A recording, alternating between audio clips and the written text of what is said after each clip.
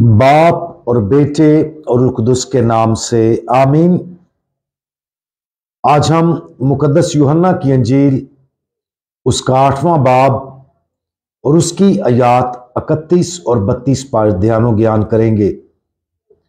और आज हम सच्चाई तुम्हें आजाद करेगी इसके बारे में सुनेंगे।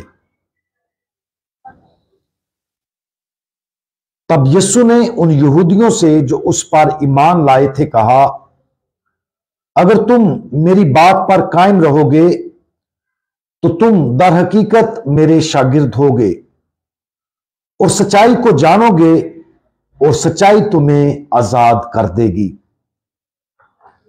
खुदावंद यीशु मसीह के ये अल्फाज हमारी जिंदगियों में तब्दीली लाने की सलाहियत रखते हैं। गौर करें कि खुदावंद यीशु मसीह ने ये अल्फाज उन यहूदियों से जो उस पर ईमान लाए थे कहे थे, यानी वो लोग जिन्होंने उसके कलाम को कबूल किया और उसके सच्चे शागिर्द बने। हम जो खुदावंद यीशु मसीह पर ईमान रखते हैं, इन अल्फाज पर ध्यान से गौर करें। यह दुगनी तालीम है। सच्चाई को जानोगे और इस सच्चाई को जानने के बाद यह हमें आजाद करेगी। खुदावंद यीशु मसीह की यह तालीम नफ्सियाती और रूहानी दोनों सतहों पर गैर मामूली तौर पर मददगार है।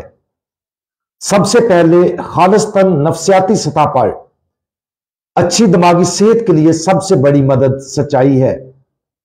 अक्सर औकात जब कोई शख्स मुख्तलिफ किस्म की अफसुर्दगी के साथ जद्दोजहद करता है तो उसकी वजह यह है कि वो अपनी जिंदगी के मुख्तलिफ पहलुओं को उलझन के साथ देख रहा होता है।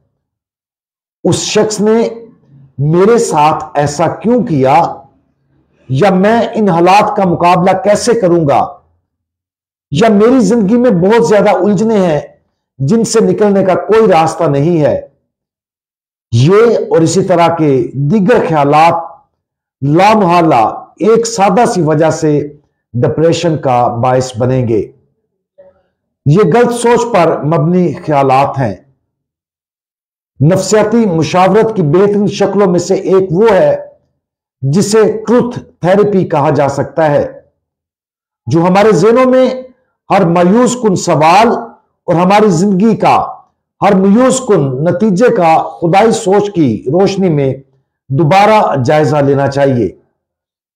खुदा क्या सोचता है, इस सिलसिले में खुदा के ज़हन में क्या है। वो सच्चाइयां जो दरियाफ्त होने की मुंतजर हैं, ऐसी सच्चाइयां हैं जो हमें आजाद कर देंगी। जब हम अपनी जिंदगी को इस तरह देखते हैं जिस तरह खुदा हमारी जिंदगी को देखता है, तो डिप्रेशन पर ज्यादा आसानी से काबू पाया जा सकता है।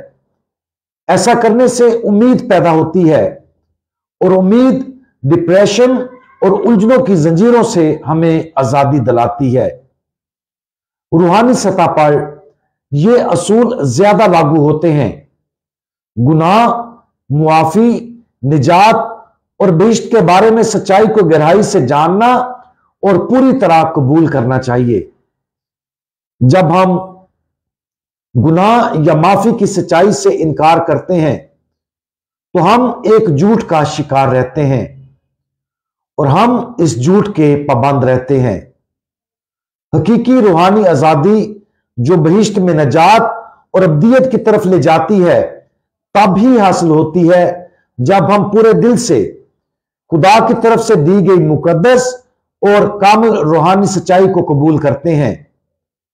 हमें अपने गुनाह को वाज़े तौर पर जानना चाहिए, उससे तौबा करना चाहिए, खुदा से मुआफी मांगना चाहिए, अपनी जिंदगियों में तजदीद करना चाहिए और फजल की नई जिंदगी गुजारनी चाहिए जिसके लिए हम बुलाए गए हैं।